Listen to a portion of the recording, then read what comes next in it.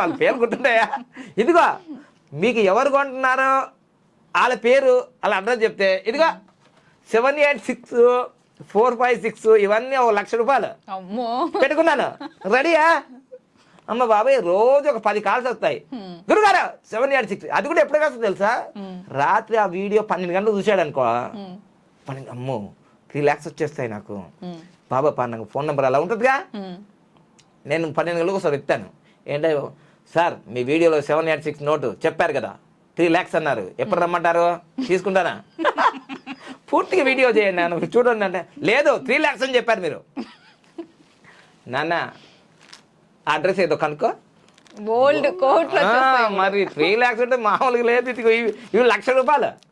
అమ్మ బాబు ఇంకా ఇంకా ఇది ఇది కరెక్షన్ చేసి ఇది చినిగిపోయింది అంతగా మామూలుగా. ఇదిగో ఇక్కడ కూడా ఉన్నాయి మళ్ళీ.